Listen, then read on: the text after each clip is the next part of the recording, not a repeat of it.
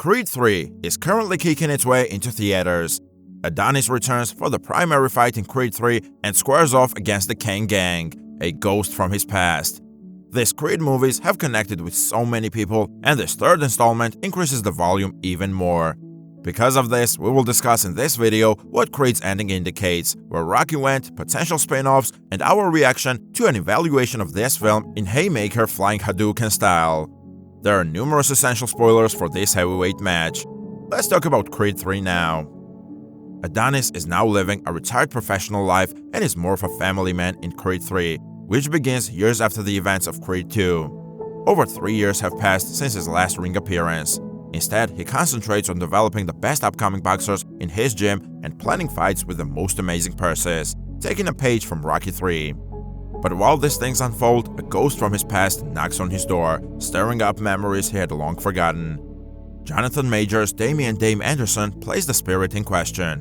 When he was younger, Damian was a rising star in the amateur boxing divisions, living with Adonis in a boys' home.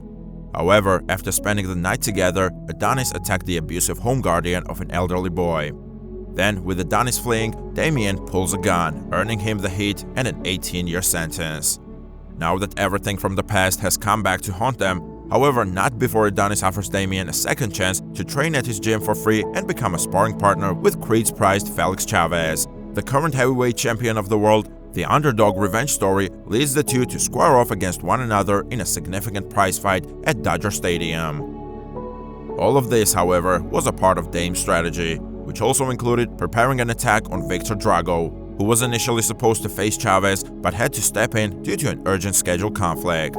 As a result of his savage ring victory over Chavez, Drago practically became the heavyweight champion overnight, the appropriate way to use nepotism. Creed comes out of retirement and openly confronts Dame for the belt, knowing he must atone for his transgressions. The entire story, but especially the ending, deal with past hurts, regrets, resentments, shattered relationships, living in the past, and the requirement to overcome those hurdles and forgive. With the memory of the Ghost Squad from the night before, Creed is coping. Damian was essentially manipulating him along with his mother, who had kept letters Damian had given to Creed years earlier. The scene where Creed's mother passes away from a stroke is very diary-like. Still, it's also one of the most moving ones because even in her final moments, she extends forgiveness to Apollo and Adonis, which inspires Creed to do the same. Even though he is unaware that Creed never receives his letters, Damian will hold that against him in their final fight since he is still suffering from the fact that his life and dream were stolen from him. The last climactic 12-round boxing contest is unlike the traditional boxing matches in movies because Jordan employs some of his anime influences to demonstrate how, while this fight is between two titans, each is battling their own internal issues and struggles. The effort Damian went through to visualize it for Creed was when jail bars appeared on the side of the ring. The same may be said about Creed, who sees Damian as a pillow before punching him since that image is connected to the boy's childhood home, where he was subjected to violence. In order to make this last battle personal for each character, Jordan was able to frame it as a number of different things, which is incredibly interesting. Creed imagines his mother finishing Damian with less than a minute remaining in the 12th round, which gives him a new lease on life. For this underdog-type tale, the fact that Creed goes on to win the heavyweight championship once more during the height of boxing is not all that shocking. Yet, the epilogue strongly reminds me of the cutscene from Creed 2, where Creed speaks with Victor in the locker room. Naturally, Creed and Damian are at these locations this time, and they both accept one another's forgiveness in light of everything they have been through. It's a touching and well-deserved ending for the two of them, raising the possibility that Damian could make a cameo as a foe in future series installments. Does Creed 3 have any form of post-credit scene tease regarding what the champion will face next, such as the Street Fighters blocking a jump-out electrify Creed and tearing up his car? Yeah, not precisely, but Michael B. Jordan suggested that there might be other Creed films or spin-offs when he said he was very thrilled about creating the Creed universe during the Creed 3 Hollywood premiere. The desire of B. Jordan for Creed to ape Rocky should not be a surprise. We could see Creed 4 thrusting him back into the spotlight with his stock greater than ever and a bigger target on his back because of the plot scope and the anime influences on the adversaries and the combat choreography. Indeed, he might travel abroad. The street fights in Rocky V and Tommy Gun come closest, but you get the idea. All of this connects to rumors of a Drago movie in development, which was exclusively reported by the rep screenwriter Robert Lawton, who had been engaged to script Drago, focusing on the Drago family, Ivan and Victor. This is also related to the suggestion of a broader Creed universe. Regrettably, these data has yet to be made available. Even yet, we can see this packing up where the protagonist of the Creed franchise is currently at while sprinkling flashbacks to show some of his beginnings and struggles without fully getting into another stereotypical Hollywood origin story. One of the movie's notable omissions was Rocky.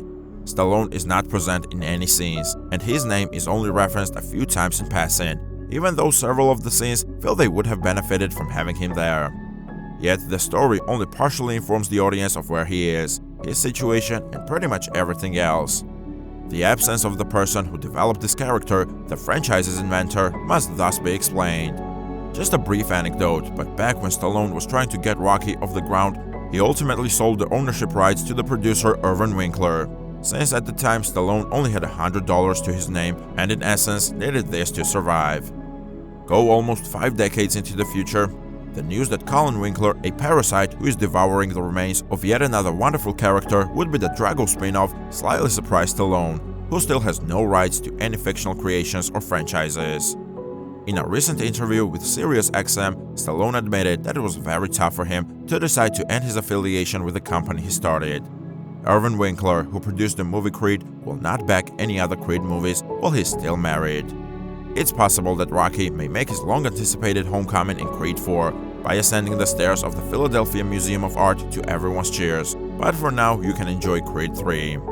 So when Creed 4 arrives, Rocky will make his eagerly anticipated comeback up the Philadelphia Museum of Art stairs to everyone's cheers, but for now you can have a good time with Creed 3. Nevertheless, we don't require a deep, analytical look at the character. Well, it is predictable, with the story beats moving to precisely what and where you anticipated they were going. There is also wonderful symbolism and subtext regarding previous hurt, regrets, grudges, broken relationships, and living in the past in the final fight between Creed and Dom.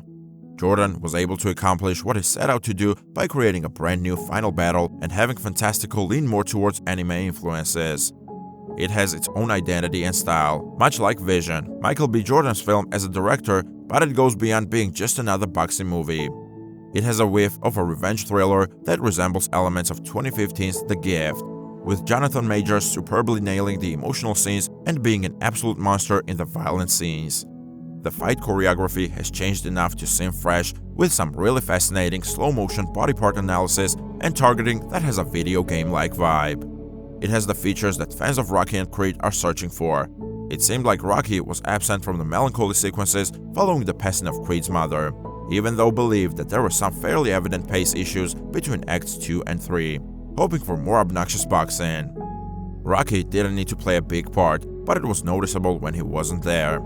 Also, you are aware that it will be still there in 12 years in Creed 6 or any other film in which his daughter will carry on the legacy. Thank you for watching, and if you liked the video, please hit the like and make sure to subscribe to the channel. Please leave a comment with your feedback and your thoughts on Creed 3.